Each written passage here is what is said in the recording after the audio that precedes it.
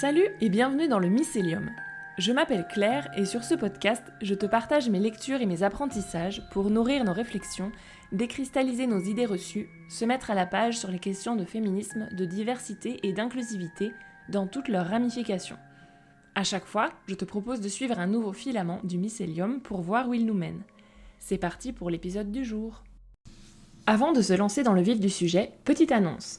Le blog du podcast est enfin disponible. Tu y retrouveras les transcriptions de tous les épisodes, les liens des articles, les titres des bouquins dont je parle, etc. C'est sur lemyceliumpodcast.wordpress.com. Dans l'épisode du jour, je te propose une étude de cas de tout ce qu'il ne faut pas faire. Quand j'étais gamine, je ne regardais quasiment pas la télé, sans parler de séries. Bon, de toi à moi, je suis pas sûre d'avoir raté grand-chose pour certains trucs. Mais au cas où, mon chéri a entrepris, entre guillemets, de faire ma culture télé en me faisant regarder les séries qu'il adorait dans sa jeunesse. Et des fois, on a un peu des mauvaises surprises. Ce qui m'amène au thème du jour. Parmi les séries nostalgie, j'ai pu regarder Sliders, une série des années 90 où les 4 protagonistes glissent dans un monde parallèle au nôtre à chaque épisode. À chaque fois, un petit détail à un moment donné a fait qu'on est dans un monde familier mais radicalement différent. S'il y a bien une série à rebooter, ce serait celle-ci à mon avis. L'exemple typique d'une super idée qui a cafouillé en route pour parler poliment et a très mal vieilli sur pas mal de points. D'ailleurs, je suis tombée récemment sur une interview de John Rhys-Davies, un des acteurs, qui déplorait le manque de connaissances scientifiques des scénaristes de la série. Je suis pas calée en science ou en science-fiction, donc je préfère ne pas me prononcer, mais niveau sociologie et politique, un petit peu plus, et c'était pas ouf non plus. 2 épisodes m'ont particulièrement énervée, et on va en parler parce qu'ils parlent des femmes. Contrairement aux autres épisodes où on fait comme si elles n'existaient pas, parce que c'est bien connu, les femmes, c'est une invention wokiste du XXIe siècle. Donc, on commence par le portrait d'une oppression matriarcale qui n'a rien compris au patriarcat. Le premier épisode dont je veux parler s'appelle Un monde au féminin. C'est l'épisode 8 de la saison 1. The Weakest Sex, c'est-à-dire le sexe faible en anglais, et là je lève les yeux au ciel si ça s'entend pas. Joie de la VOST oblige, cet épisode vous est proposé au masculin générique, ce qui ne fait que rendre encore plus flagrant les problèmes de l'épisode. De manière générale, je n'aime pas le cadre narratif qui consiste à inverser les rôles pour que les mecs se mettent à la place des filles 2 minutes, parce que c'est souvent super mal fait, ça trahit une flagrante incompréhension du sexisme systémique et ça manque souvent d'imagination, encore pire quand c'est fait par des hommes. Et aussi parce qu'on ne devrait pas avoir besoin d'être concerné directement pour s'intéresser au sort des autres. L'empathie n'est pas une maladie honteuse. Cet épisode n'échappe pas à la règle, il a foncé droit dans le piège. Dans l'épisode qui nous intéresse, un jour, les femmes se sont révoltées et les hommes n'ont plus eu le droit d'exercer de pouvoir et de postes à responsabilité. Donc on voit les hommes s'occuper des enfants pendant que les femmes exercent le pouvoir, notamment politique. Toi aussi tu trouves que ça part bien ? Attends un peu. Évidemment, le professeur Arturo, archétype du vieux mec arrogant et condescendant en toutes circonstances, non je n'aime pas du tout ce personnage, qui dans aucun autre épisode ne s'insurge contre l'injustice systémique qu'il rencontre. Tous les épisodes précédents se passent dans des patriarcats, même si évidemment personne ne juge bon de le préciser, c'est implicite. Là, le professeur Arturo, contrairement aux autres épisodes où c'est vachement important pour lui, oublie en 2 secondes sa volonté de ne pas influer sur les univers parallèles et entreprend de corriger tout ça en aidant, je cite, les hommes à relever la tête. Parce que franchement, élever des mômes et leur consacrer du temps, quel déshonneur. Autant on comprenait qu'ils interviennent dans d'autres épisodes quand le monde est ravagé par la peste faute de pénicilline ou qu'une météorite s'écrase sur la Terre faute de bombes. À minima parce que nos protagonistes veulent quitter ce monde en vie. Ou quand il s'agit de faire chier les Anglais, pourquoi pas, admettons. Autant là, rien ne nous montre qu'il y ait de graves problèmes nécessitant leur intervention. Leur survie n'est pas menacée du tout, celle du monde non plus. Et pour cause, cette inversion des rôles est à côté de la plaque. Elle a été écrite par des hommes et ne comprend rien du tout aux enjeux de domination homme-femme. Je le disais, l'inversion des rôles, c'est casse-gueule. Ces pauvres hommes émasculés ne peuvent plus exercer le pouvoir, ça on a à peu près compris pourquoi, ils sont trop violents, ok. Mais ils ne peuvent pas non plus devenir astronautes ou jouer au foot. Pourquoi ? Ça on sait pas. Enfin, si, nous, toi, moi, on sait. Mais la série, non. Ils ne peuvent pas devenir astronautes ou jouer au foot parce que dans notre monde, notre culture, c'est valorisé. Et donc, c'est l'apanage du patriarcat et des hommes. L'idée qu'une culture dominée par des femmes, depuis 1200 d'après Wikipédia, donc bien avant l'invention du foot et des astronautes, puisse valoriser d'autres métiers, d'autres hobbies, n'a traversé l'esprit de personne apparemment. En gros, les femmes dominent depuis 800 ans et Saperlipopette en arrive à la même conclusion que les mecs de notre patriarcat bien de chez nous sur ce qui est valorisé. Pardon, mais j'ai des doutes. L'autre problème de l'épisode, c'est le sexe et les rapports de force. Les femmes au pouvoir sont écrites comme si elles étaient, entre guillemets, des hommes. En tout cas, des hommes comme les conçoivent les scénaristes. Du coup, je m'attendais à voir au moins une petite main aux fesses de ces dames sur ces messieurs, mais même pas. Toujours parce que dans notre monde, les nice guys font semblant d'ignorer ou minimisent les questions de harcèlement sexuel. Ils n'en ont jamais été témoins et n'ont jamais rien fait de mal eux, donc ça n'existe pas. Donc on oublie que ça fait partie intégrante de l'expérience de domination. Tout au plus, une femme ment à Rembrandt, qui est le personnage noir de la bande, et ce n'est pas anodin que ce soit lui qui soit sexualisé et manipulé d'ailleurs. Elle lui ment sur sa profession pour pouvoir coucher avec lui. Mais voilà, ça n'est pas présenté comme une agression ou une manipulation de Rembrandt, limite il a de la chance. Tout au plus, cette scène sert à présenter le fiancé émasculé de la dame comme un véritable pleurnicheur. Cerise sur le cassoulet, cette scène vient poser un autre gros problème. Et fait que la série se tire une nouvelle balle dans le pied, ça ne suffisait pas. Elle nous montre que le rapport sexuel entre Rembrandt et cette femme se passe comme lui l'attendait. Donc, ça nous rappelle que l'inversion des rôles est purement politique. Elle a été choisie, elle n'est pas du tout biologique. Les femmes continuent de porter les enfants, même si elles ne les élèvent pas. Tiens, la décorrélation des tâches, reproduction et soins des enfants. Encore une bonne idée à creuser pour une inversion des rôles réussie. Mais évidemment que cet épisode s'en tartine les aisselles. Donc si biologiquement tout le reste est comme chez nous, pourquoi les femmes se comportent comme si elles étaient coupées de leurs émotions et les mecs comme s'ils étaient castrés chimiquement ? On pourrait à la rigueur imaginer que les hommes, extraits d'un système de domination et de hiérarchie, apprennent mieux à exprimer et gérer leurs émotions, ce qui les rendrait moins violents et plus sensibles. Ça, d'accord. Mais pourquoi les femmes deviendraient si froides et austères ? La série tombe dans le panneau, encore un, oui, elle doit avoir mal au front à force, du stéréotype de la femme d'affaires froide des années 90. Sauf que cette froideur s'explique dans notre système patriarcal. Il fallait, et toujours aujourd'hui on va y revenir, faire semblant d'être un homme pour arriver quelque part. Ne pas passer pour une femme faible et hystérique soumise à ses émotions. Mais là, si on vit dans un matriarcat, les hommes ne dominent plus rien. Alors pourquoi continuer de les imiter ? C'est ridicule. D'ailleurs, ces mecs, parlons-en. À part celui qui propulse Arturo aux élections et le fiancé pleurnicheur, on n'en voit pas beaucoup dans l'épisode. Oui, c'est vrai, ça nous change, mais bon, pour une fois, ça aurait été bien d'en voir un peu plus, je m'explique. On ne sait pas ce qu'ils font de leur journée, ce qu'ils pensent, ce qu'ils ressentent. Montrer des hommes empathiques, en prise avec leurs émotions, qui pourraient expliquer à Arturo que la domination à tout prix n'est pas le seul monde possible. Ça aurait été une sacrée amélioration. L'épisode passe son temps à représenter des femmes puissantes et castratrices, mais ne montre pas plus d'empathie pour ces hommes dominés qu'on en montre habituellement pour les femmes. Parce que ce ne sont pas de vrais hommes, il faut qu'ils se réveillent et qu'ils relèvent la tête, c'est-à-dire qu'ils reprennent le pouvoir. À la fin de notre épisode, la fille de l'équipe s'est certes amusée d'avoir un peu plus de pouvoir pendant quelques semaines, mais si on y réfléchit bien, ce sur quoi la série n'insiste bizarrement pas, oui à ce stade je tire sur l'ambulance, elle a surtout passé son temps à bosser pour entretenir les autres pas fichus de trouver un boulot. Donc c'était pas non plus des vacances, finalement. Les hommes qui l'accompagnent dans ce matriarcat n'ont pas arrêté de l'exploiter pour autant. Les trois autres n'ont absolument rien appris, n'ont pas du tout eu d'empathie, de prise de conscience. Ils nous rappellent juste qu'ils ne sont pas très à l'aise de ne pas dominer, sans déconner. Et même si c'est temporaire, l'histoire de quelques semaines, ils sont incapables de le supporter. Alors la question que j'ai envie de poser, un matriarcat, ça ressemblerait à ça ? Bon, dans l'absolu, quitte à rêver, autant éviter de tomber dans une fausse dichotomie. Perso, je préférerais rêver d'un monde beaucoup plus horizontal et moins binaire. Mais pour aujourd'hui, on va rester là-dessus, parce que la question mérite quand même d'être posée. Pour certaines personnes, le matriarcat serait un patriarcat en miroir, c'est-à-dire que seul le sexe oppresseur changerait. Typiquement comme dans cet épisode. Mais moi, je suis pas convaincue, et je suis loin d'être la seule. Avec les mouvements MeToo, une remarque revient souvent, et je me demande généralement s'il s'agit d'une vraie crainte ou plutôt d'une excuse de mauvaise foi. Bon, perso, j'ai ma réponse. Les femmes veulent remplacer les hommes, et c'est un problème, pour les écraser.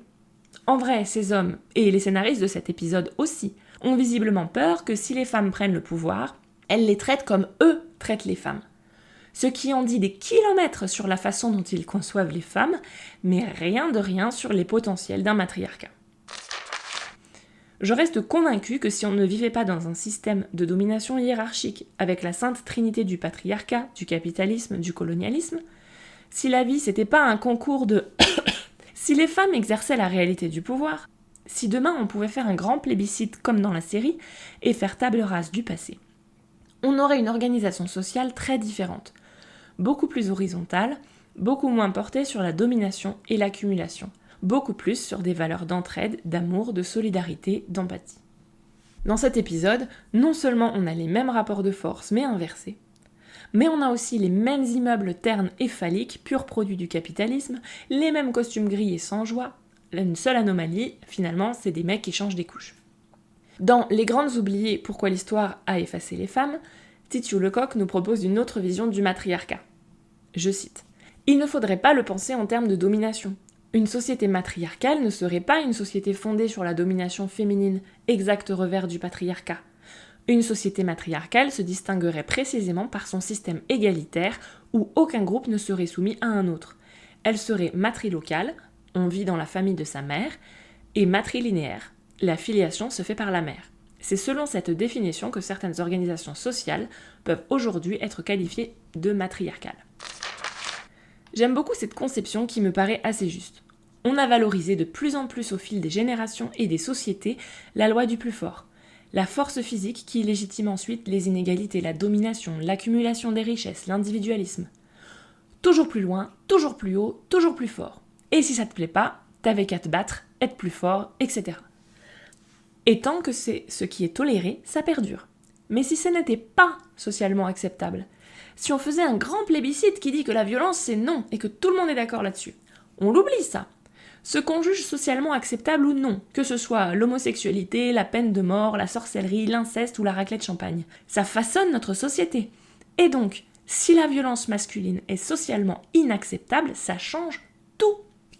Et c'était ça qui était intéressant dans l'épisode de Sliders, cette notion d'acceptabilité sociale. Parce que même les mecs avaient reconnu que leur violence était socialement inacceptable, on leur avait pas mis un flingue sur la tempe, ça aurait été paradoxal. Et tout aurait dû découler de ça.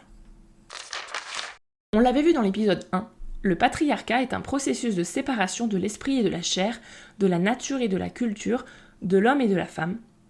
Et c'est bien important de comprendre que l'exploitation des femmes et de la nature, ça va ensemble, et ce, au moins depuis Aristote. C'est pour ça que les femmes sont simultanément traitées comme des bouts de viande et des plantes vertes. C'est tout l'enjeu d'ailleurs du mouvement écoféministe. C'est pour ça qu'écologie et féminisme vont aussi bien ensemble, car ce sont deux luttes contre deux formes d'exploitation du vivant. En gros, si les femmes pouvaient prendre plus de décisions, il y a de fortes chances qu'elles prennent des décisions plus écologiques, plus en faveur du vivant, et moins de la domination et de l'exploitation, ne serait-ce que par empathie. D'ailleurs, les femmes managers ont tendance à avoir de meilleurs résultats, car souvent elles sont plus à l'écoute, elles communiquent mieux, sont plus patientes. Attention, par contre, à ne pas tomber dans l'essentialisme.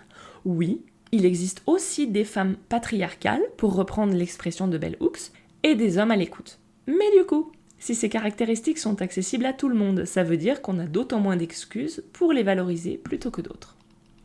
C'est pour ça aussi que je pense que le féminisme doit être radical, au sens de régler les problèmes à la racine, donc anticapitaliste, et que le féminisme libéral, par essence individualiste et pro-capitaliste, celui qui a pignon sur rue, dans les ministères, lui n'a aucun avenir et ne fait qu'entretenir le fond du problème, car il occulte les questions de classe et de race, et est mené par des femmes blanches bourgeoises qui veulent surtout avoir le droit de jouir du même pouvoir que les hommes blancs bourgeois.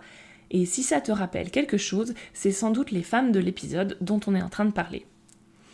C'est pour ça aussi, en bout de raisonnement, que j'aime beaucoup la vision du matriarcat citée plus haut, avec des sociétés plus petites, plus diversifiées et sans rapport de domination entre les groupes. Parce que du coup, si tout ce qui constitue le patriarcat saute, aucune raison de penser qu'on se retrouverait avec les mêmes comportements en miroir. On dit souvent que c'est plus facile d'imaginer la fin du monde que la fin du capitalisme. On en a encore la preuve ici. Et je crois que c'est finalement ce qui m'a le plus frappé dans cet épisode. Qu'au-delà de l'inversion des rôles genrés, rien ne change. Ni les costumes stricts, ni les immeubles gris et sordides, ni les aspirations des gens. Parce que bon, entendons-nous bien, des mecs qui savent pas se mettre à la place des femmes, c'est attendu. C'est agaçant, mais on va pas non plus tomber de sa chaise. Par contre, des scénaristes de SF, incapables d'imaginer un monde différent du nôtre, incapables de comprendre qu'une architecture n'est pas arrivée là par hasard, mais est le fruit d'un processus. Là, c'est déjà plus effrayant.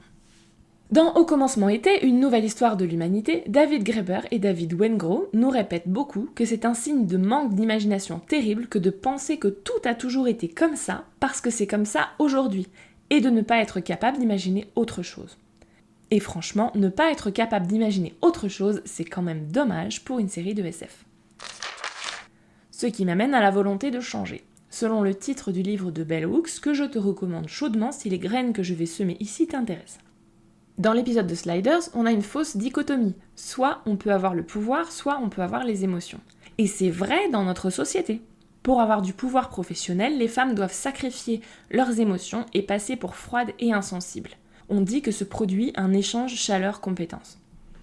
Mais on n'a aucune raison de supposer que ce serait pareil dans un monde où les femmes qui ont le pouvoir n'ont rien à prouver aux hommes, n'ont pas à se battre pour que les hommes leur fassent une place.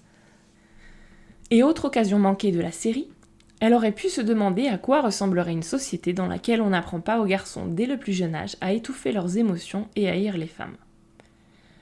Disons-le franchement, je ne suis pas convaincue de la bonne foi de la série Slider dans ce domaine. Mais admettons qu'on s'adresse à des hommes qui se demandent sincèrement à quoi pourrait ressembler un matriarcat. Ou en tout cas, une absence de patriarcat. Il faudrait commencer par prendre conscience de la situation réelle. Du coup, pour les hommes de cette domination. Oui, l'empathie, c'est mieux.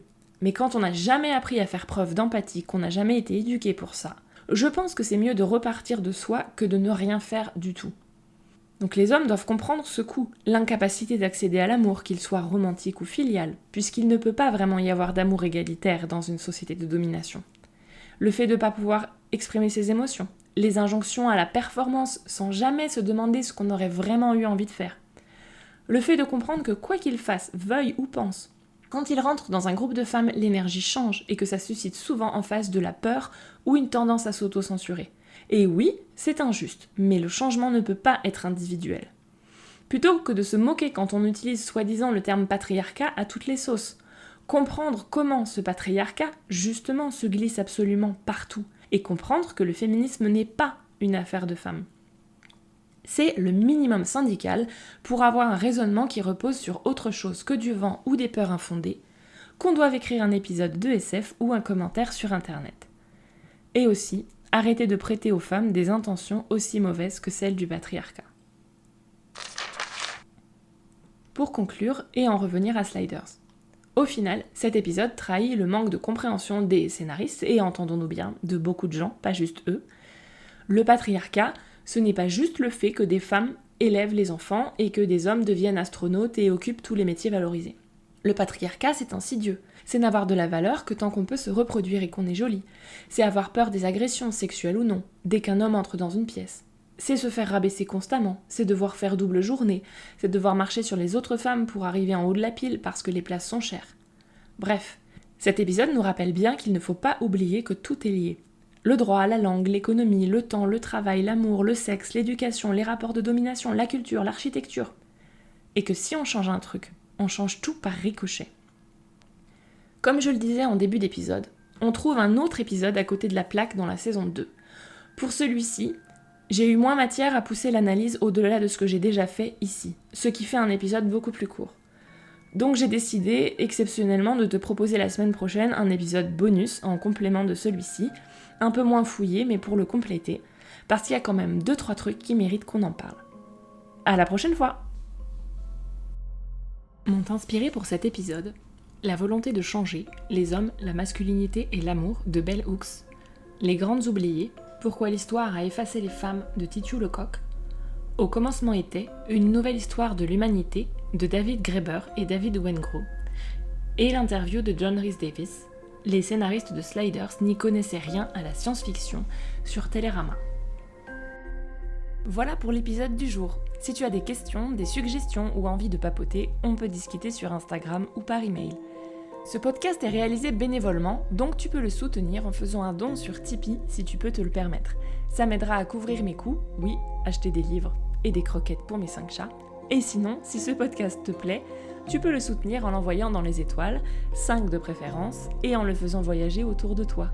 Merci beaucoup!